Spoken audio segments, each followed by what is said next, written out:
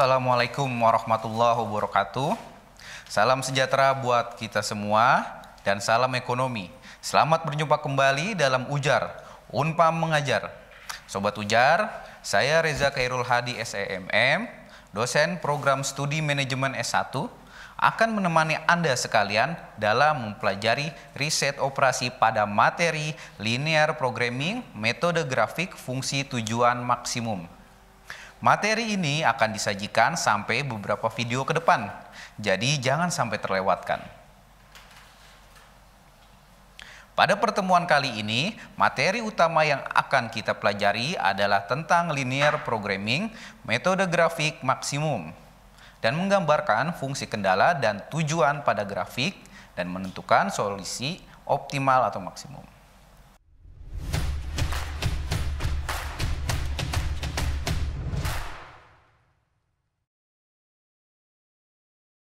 Baik Sobat Ujar, sebelum kita memulai penjelasan materi lebih jauh tentang linear programming, metode grafik, fungsi tujuan maksimum, apakah Sobat Ujar masih mengingat apa itu program linear? Hal tersebut sudah pernah dibahas pada episode sebelumnya.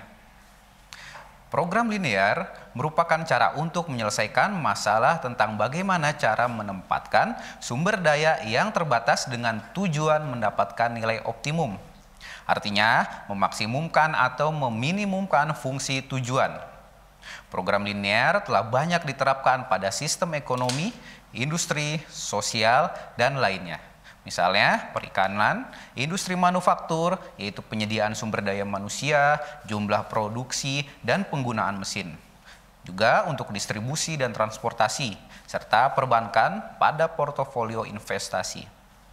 Linear programming memiliki 4 ciri khas yang melekat, yaitu yang pertama, penyelesaian masalah mengarah pada pencapaian tujuan maksimisasi atau minimisasi. Kedua, kendala yang ada membatasi tingkat pencapaian tujuan. Ketiga, ada beberapa alternatif penyelesaian. Keempat, hubungan matematis bersifat linear. Nah, penasaran kan bagaimana bahasan materi linear programming, metode grafik, fungsi tujuan maksimum? Ikuti terus tayangan ini. Berdasarkan penjelasan dari pengertian tentang linear programming, maka perlu kita pahami syarat tambahan dari permasalahan linear programming yang harus diperhatikan, yang juga merupakan asumsi dasar. 5 syarat tambahan dari permasalahan linear programming. Pertama, certainty atau kepastian. Maksudnya adalah fungsi tujuan dan fungsi kendala sudah diketahui dengan pasti dan tidak berubah selama periode analisa. Lalu selanjutnya, proportionality atau proporsionalitas, yaitu adanya proporsionalitas dalam fungsi tujuan dan fungsi kendala. Selanjutnya, additivity atau penambahan, artinya aktivitas total sama dengan penjumlahan aktivitas individu. Lalu keempat, divisibility atau bisa dibagi-bagi. Maksudnya, solusi tidak harus merupakan bilangan integer atau bilangan bulat, tetapi bisa juga berupa pecahan. Selanjutnya, non-negative variable atau variabel tidak negatif. Artinya, bahwa semua nilai jawaban atau variabel tidak negatif. Dalam menyelesaikan permasalahan dengan menggunakan linear programming, ada 2 pendekatan yang bisa digunakan, yaitu metode grafik dan metode simplex. Metode grafik hanya bisa digunakan untuk menyelesaikan permasalahan di mana variabel keputusan sama dengan 2. Sedangkan metode simplex bisa digunakan untuk menyelesaikan permasalahan di mana variabel keputusan 2 atau lebih. Dan dalam tayangan ini kita akan membahas tentang linear programming dengan metode grafik untuk fungsi tujuan maksimum. Metode grafik hanya bisa digunakan untuk menyelesaikan permasalahan di mana hanya terdapat 2 variabel keputusan. Untuk menyelesaikan permasalahan tersebut, langkah pertama yang harus dilakukan adalah memformulasikan permasalahan yang ada ke dalam bentuk linear programming. Dan langkah-langkah dalam formulasi permasalahan yaitu yang pertama, pahamilah secara menyeluruh permasalahan manajerial yang dihadapi. Kedua, identifikasikan tujuan dan kendalanya. Lalu ketiga, definisikan variabel keputusannya. Dan keempat, gunakan variabel keputusan untuk merumuskan fungsi tujuan dan fungsi kendala secara matematis. Dan sebagai contoh dalam memformulasikan permasalahan, berikut ini akan dibahas perusahaan RKH Furniture yang akan membuat meja dan kursi. Keuntungan yang diperoleh dari 1 unit meja adalah $7. Sedangkan keuntungan yang diperoleh dari 1 unit kursi adalah $5. Namun, untuk meraih keuntungan tersebut, RKH Furniture menghadapi kendala keterbatasan jam kerja. Untuk pembuatan 1 unit meja, dia memerlukan 4 jam kerja. Untuk pembuatan 1 unit kursi, dia membutuhkan 3 jam kerja. Untuk pengecetan 1 unit meja dibutuhkan 2 jam kerja, dan untuk pengecetan 1 unit kursi dibutuhkan 1 jam kerja. Dan jumlah jam kerja yang tersedia untuk pembuatan meja dan kursi seluruhnya adalah 240 jam per minggu. Sedangkan jumlah jam kerja untuk pengecetan adalah 100 jam per minggu. Sehingga berapakah jumlah meja dan kursi yang sebaiknya diproduksi agar keuntungan perusahaan maksimum? Dari kasus tersebut dapat diketahui bahwa tujuan perusahaan adalah memaksimumkan profit. Sedangkan kendala perusahaan tersebut adalah terbatasnya waktu yang tersedia untuk pembuatan dan pengecetan. Dan apabila permasalahan tersebut diringkas dalam satu tabel, akan tampak sebagai pada gambar di samping. Pengingat produk yang akan dihasilkan adalah meja dan kursi, maka dalam rangka memaksimumkan profit, perusahaan harus memutuskan berapa jumlah meja dan kursi yang sebaiknya diproduksi. Dengan demikian, dalam kasus ini, yang merupakan variabel keputusan adalah meja sebagai X1 dan kursi sebagai X2. Setelah kita mendefinisikan variabel keputusan, maka langkah selanjutnya adalah menuliskan secara matematis fungsi tujuan dan fungsi kendala. Yang pertama, fungsi tujuan. Tujuan perusahaan adalah maksimisasi keuntungan, sehingga kita dapat menuliskan fungsi tujuan seperti gambar di samping. Secara matematis dapat dituliskan pada maksimisasi Z sama dengan $7 X1 plus $5 X2. Lalu berikutnya fungsi kendala. Fungsi kendala berkaitan dengan sumber daya yang digunakan. Perusahaan tidak bisa memperkirakan secara tepat kebutuhan sumber daya yang digunakan untuk mencapai keuntungan tertentu. Biasanya perusahaan menyediakan sumber daya tertentu yang merupakan kebutuhan minimum atau maksimum. Kondisi seperti ini secara matematis diungkapkan dengan pertidaksamaan. Dan kendala yang pertama adalah waktu yang tersedia di departemen pembuatan. Total waktu yang diperlukan untuk pembuatan X1 atau meja, di mana untuk membuat 1 unit meja diperlukan waktu 4 jam kerja. Dan untuk pembuatan X2 atau kursi, di mana untuk membuat 1 unit kursi diperlukan waktu 3 jam kerja adalah 240 jam. Kalimat ini bisa dirumuskan dalam pertidaksamaan matematis seperti gambar di samping. 4X1 plus 3X2 lebih kurang sama dengan 240. Seperti halnya pada kendala yang pertama, maka pada kendala kedua dapat diketahui bahwa total waktu yang diperlukan untuk pengecetan meja atau X1, di mana untuk mengecat 1 unit meja diperlukan waktu 2 jam kerja. Dan untuk pembuatan kursi atau X2, di mana untuk mengecat 1 unit kursi dibutuhkan waktu 1 jam kerja adalah 100 jam. Kalimat ini bisa dirumuskan dalam pertidaksamaan matematis seperti gambar di samping. 2X1 plus 1X2 sehingga lebih kurang sama dengan 100. Salah satu syarat yang harus dipenuhi dalam linear programming adalah asumsi nilai X1 dan X2 tidak negatif. Artinya bahwa X1 lebih besar sama dengan 0, yaitu jumlah meja yang diproduksi adalah lebih besar atau sama dengan 0. Dan X2 lebih besar sama dengan 0, yaitu jumlah kursi yang diproduksi adalah lebih besar atau sama dengan 0. Dari uraian tersebut dapat dirumuskan dengan formulasi permasalahan secara lengkap, seperti gambar di samping. Terlihat pada fungsi kendala 4X1 sama dengan 3X2 lebih kurang sama dengan 240, yang merupakan kendala departemen pembuatan. Dan 2x1 plus 1x2 lebih kurang sama dengan 100, yang merupakan kendala departemen pengecetan. Dan x1 lebih besar sama dengan 0, merupakan kendala non-negatif pertama. x2 lebih besar dari 0, merupakan kendala non-negatif kedua. Kasus pada RKH furniture tersebut akan kita selesaikan dengan metode grafik. Keterbatasan metode grafik adalah bahwa hanya tersedia 2 sumbu ordinat sehingga tidak bisa digunakan untuk menyelesaikan kasus yang lebih dari 2 variabel keputusan. Dan langkah pertama dalam penyelesaian dengan metode grafik adalah menggambarkan fungsi kendalanya. Untuk menggambarkan kendala pertama secara grafik, kita harus merubah tanda pertidaksamaan menjadi tanda persamaan seperti gambar di samping. 4x1 plus 3x2 sama dengan 240. Kendala ini akan memotong salah satu atau kedua sumbu. Sebagaimana hal yang sudah kita pelajari dalam aljabar, bahwa untuk menggambarkan fungsi linear yang tidak lain merupakan garis lurus, maka kita akan mencari titik potong garis tersebut dengan kedua sumbu.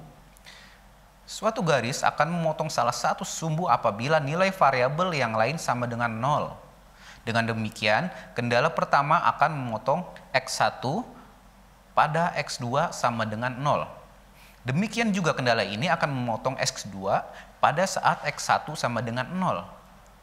Pada gambar di samping dapat dilihat, maka pada kendala 1 memotong sumbu x1 pada titik 60, 0, dan memotong sumbu x2 pada titik 0, titik 80. Lalu pada kendala kedua dapat dilihat pada gambar di samping, kendala kedua memotong sumbu x1 pada titik 50, titik 0, dan memotong sumbu x2 pada titik 0, titik 100. Bisa diperagakan pada grafik area layak. Titik potong kedua kendala bisa dicari dengan cara substitusi atau eliminasi yang dihasilkan pada x1 sama dengan 30 dan x2 40. Sehingga kedua kendala akan saling berpotongan pada titik 30, titik 40. Pada gambar grafik area layak, tanda lebih kurang sama dengan pada kedua kendala ditunjukkan pada area sebelah kiri dari garis kendala. Sebagaimana nampak pada gambar peraga di samping, visible region atau area layak meliputi daerah sebelah kiri dari titik A yaitu 0.80, B 30.40 dan C 60.0. Untuk menentukan solusi yang optimal, ada 2 cara yang bisa digunakan. Yaitu yang pertama dengan menggunakan garis profit atau isoprofit line. Dan kedua dengan titik sudut atau corner point. Penyelesaian dengan menggunakan garis profit adalah penyelesaian dengan menggambarkan fungsi tujuan. Kemudian fungsi tujuan tersebut digeser ke kanan sampai menyinggung titik terjauh dari titik 0, tetapi masih berada pada area layak atau visible region. Untuk menggambarkan garis profit, kita mengganti nilai Z dengan sembarang nilai yang mudah dibagi oleh koefisien pada fungsi profit. Pada kasus ini, angka yang mudah dibagi angka 7 untuk koefisien X1 dan 5. Untuk koefisien X2 maka dihasilkan 35. Sehingga fungsi tujuan menjadi 35 sama dengan 7x1 plus 5x2. Garis ini akan memotong sumbu x1 pada titik 5.0 dan memotong sumbu x2 pada titik 0.7. Pada gambar di samping dapat dilihat bahwa isoprofit line menyinggung titik B yang merupakan titik terjauh dari titik 0. Titik B ini merupakan titik optimal. Untuk mengetahui berapa nilai X1 dan X2 serta nilai Z pada titik B tersebut, untuk ini kita mencari titik potong antara kendala 1 dan kendala 2. Karena titik B merupakan perpotongan antara kendala 1 dan kendala 2. Dengan menggunakan eliminasi atau substitusi yang diperoleh nilai X1 sama dengan 30, X2 sama dengan 40, dan Z sama dengan 410.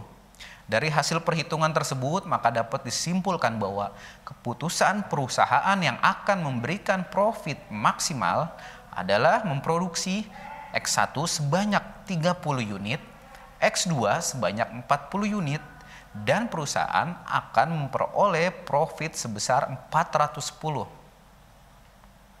Penyelesaian dengan menggunakan titik sudut atau corner point artinya kita harus mencari nilai tertinggi dari titik-titik yang berada pada area layak atau visible region. Dari peraga 1 pada gambar di samping dapat dilihat bahwa ada 4 titik yang membatasi area layak, yaitu titik 0 pada koordinat 0,0 dan A koordinat 0,80 dan B 30.40 dan C 50.0.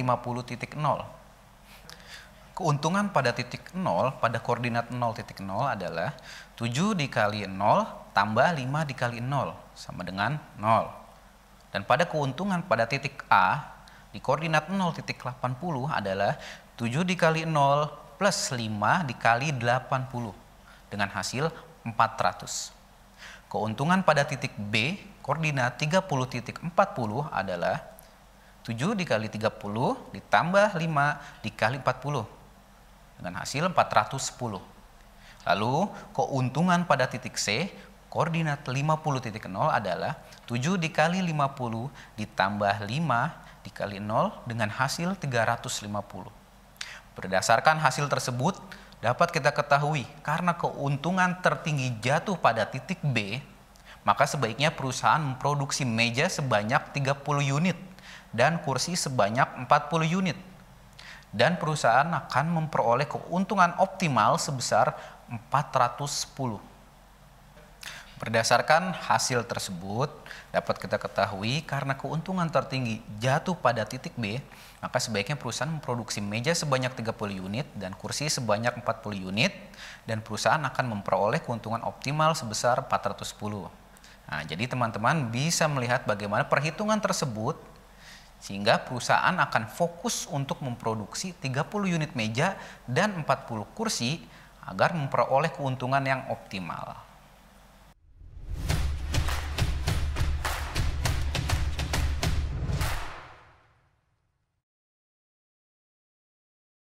Baik Sobat Ujar, tadi sudah saya paparkan materi terkait linear programming, metode grafik dengan fungsi tujuan maksimum. Sekarang supaya pemahaman kalian lebih dalam, saya punya pertanyaan. Coba kalian jelaskan bagaimana langkah-langkah dalam formulasi permasalahan linear programming. Nah, sahabat Ujar, silahkan kalian diskusikan agar materi yang kita bahas tadi bisa kalian ingat.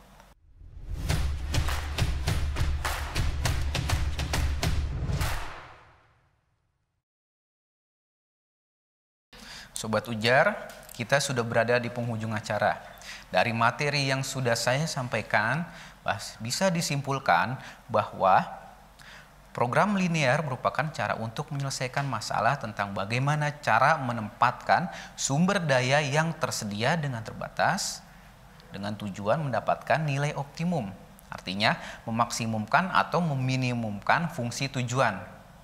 Lalu, dalam menyelesaikan permasalahan dengan menggunakan linear programming, bisa menggunakan pendekatan metode grafik.